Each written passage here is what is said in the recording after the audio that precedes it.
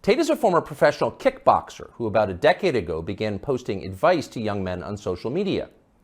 Tate's view is that men want respect above all. It's how they're wired. In order to get respect, men must become worthy of it. They must become more impressive. Wake up early, work as hard as you can, stay sober, find God, keep yourself physically fit, don't complain. That's his worldview. Earlier generations of Western leaders might have found parts of Tate's message inspiring. Now it's seen as a threat.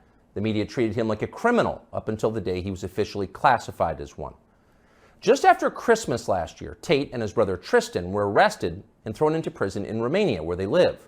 The Tates were held without charges for 3 months, very likely with the encouragement of the British and American governments. In June, they were charged with human trafficking. They're now under house arrest until their trial. Are the Tates guilty of human trafficking? We're not their lawyers, but it's worth noting that as of today, not a single woman has come forward to say that she was kidnapped or imprisoned or moved across international borders against her will by Andrew or Tristan Tate. It's also true that in some ways, the charges against the Tates seem inevitable, like they were always going to happen. Accusing a man of a sex crime is the fastest possible way to discredit what he's saying. Days after WikiLeaks revealed that the US government had been spying on its allies and lying about it, Julian Assange was arrested in London. 9 years later, prosecutors dropped the case against Assange for lack of evidence, though somehow that fact was not as widely covered. Is that what's happening here? Again, we don't know. Jeffrey Epstein's dinner partners insist that Andrew Tate is a pervert and a criminal. Maybe they're telling the truth. Either way, we think Tate's views about men very much deserve a hearing. So we flew to Romania to talk to him. We're posting the entire interview here on Twitter because we've been assured it will not be taken down for ideological reasons, as so much of his content has been. The video is long, but if you can, take the time to watch it. Make up your own mind about Andrew Tate. So what are you charged with? That's a really good question. I'm charged with being the head of an organized criminal group, which is in charge of recruiting girls to make TikTok videos to steal the money from the TikTok views. Recruiting girls to make TikTok videos and stealing the money. So it's really a financial crime? It looks that way. And it's very interesting because the girls who they've identified to add to the file are saying that we're not victims of anything and this isn't true. But the state believes it's true. And the state thinks that I, as a 35-year-old man, woke up. I was already extremely financially successful. I was already a father. I was already very well known. I had no financial motivation. I have no criminal record. It's not my personality profile, but I woke up at the age of 35 and decided to make girls do TikTok to enrich myself with the pennies that I would earn from TikTok views. So in the United States, I think the belief is that you were charged with human trafficking. Yeah, that's human trafficking because what you do is you force a girl to work against her will for financial gain. That's human trafficking. And their justification for this is that girls do TikTok. Some girls I know who they found who say they're not victims have TikTok accounts. How do you force someone to do TikTok videos?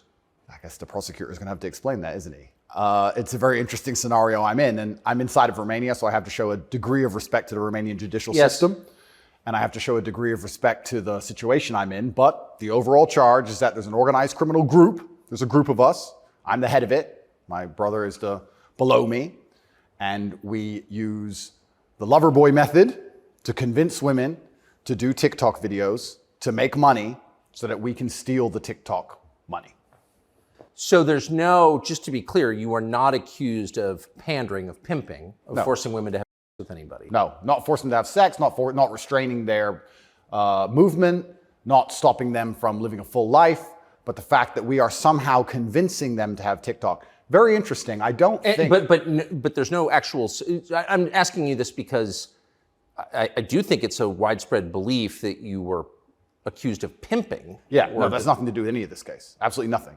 And it's kind of scary because the crime in itself of human trafficking is a unique one because they can ignore the statement of the victim. So the girls have come forward and said, this is insane. You've just picked us because we're near Andrew and we're his friends.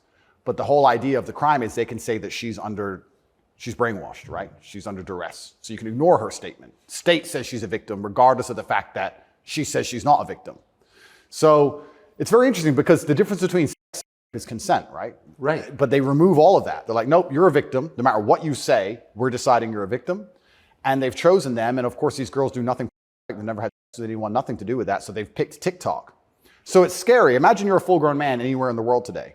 They can find two girls who have TikTok on their phone, which is every single female on the planet, and they can accuse you of forcing them to take the TikTok money. And even if the girls say they didn't do that, this isn't true, then you're still a human trafficker. But force, what does that consist of? Forcing someone to do something? Are they accusing you of using violence or? No, they're accusing me, and this is the thing, they're accusing me of using the lover boy method, coercing them by being nice. And by the way, these charges presumably are public, so... They're public, and this is extremely serious, but if you actually analyze the overall case against me, they're saying that Andrew and his brother, by being nice men, convinced girls to have TikTok accounts and then take the money. And it's very interesting because inside of the entire case file, there's not a single financial transaction to us for money. What are the penalties? They're extremely severe, 5 to 10 years in jail. And I've already served, coming up now, 7 months in a form of jail. They can only hold So you are essentially incarcerated right now. Absolutely, I'm on house arrest, and that counts as jail. You can only be held 6 months without charge. I was initially picked up, thrown in a cell without charge, and I think the intention of the entire investigation at that point was to find the crime because they had very, very weak evidence. They contacted 2,000 people who know me or knew me. They tried very hard to convince some female somewhere to come forward and say something bad about me. The media machine, which works hands in hands with the justice machine, as you know very well, did exactly that. In fact, they offered bribes effectively. They'd call up ex-girlfriends and say, if you have anything bad to say about Andrew, we can pay you $50,000 for the story. And they tried very hard. They didn't find any evidence of anything. They then released me on house arrest, and then 2 days before the legal limit in which they had to drop everything, they charged me with whatever they had from the beginning, which is very little. And now we have to wait for the Romanian judicial system to analyze the file and, God willing, throw it away. How long did you spend in jail? I was in jail for 92 days in a Romanian jail cell. What was that like? It was certainly an interesting experience. I won't lie and say it was easy. It was certainly very difficult. The uncertainty of it. It's a very uncertain situation to be picked up on just before New Year's Eve and thrown in a cell without charge. And I'm asking different prison guards and different prisoners, how long am I going to be here? One prisoner was like, I've been here 2 years. I was like, have you been charged? He goes, yeah, but I haven't gone to court yet. Like, everyone's been there for years. I thought I was going to be there for years. And it certainly takes a mental toll on you. And I think jail is a different experience when you know you're innocent. There was a guy in there for murder. He's like, yeah, I murdered someone, I'm in jail. You can your soul and your mind can accept the punishment for a crime. But when you've actually done nothing wrong, I think jail is a lot harder. Did you know why you were there? Not initially.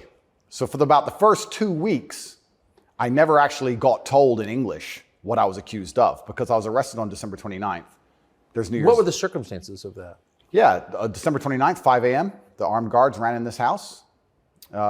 They spent all day searching the entire house. They were very interested in electronics, as most federal agencies are.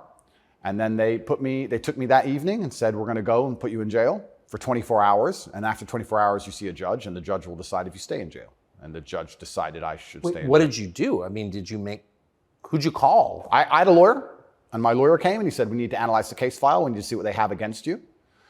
You're being accused of human trafficking. I was like, human trafficking? That's insane. Who? When? What? I went to jail, and then I was given all this paper in Romanian. I don't speak Romanian, although I live here. And then I was waiting for the translation. So I think it's about 2 weeks before I finally got the papers in English to understand why I was in a jail cell. And then I really understood how insane the accusations were. What is human trafficking? Yeah, so the overall, my understanding of it, they're saying that human trafficking is when you convince a woman to do something she doesn't want to do for financial gain.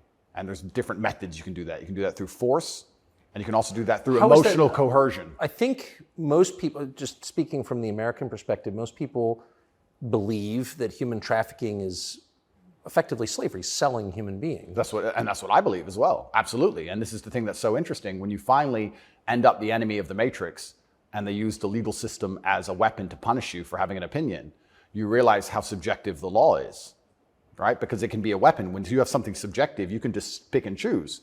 So if they sit and say, human trafficking is a woman doing something for financial gain against her will via emotional coercion. Well, he knows these two girls. They have TikTok accounts. Emotional coercion? Convincing her. That's what I'm accused of, because they have no proof of me doing anything wrong. So they said, he's convinced these girls to do TikTok for money. The girls have said this is not true. And the state is denying their statement, saying, no, you're brainwashed. It is true.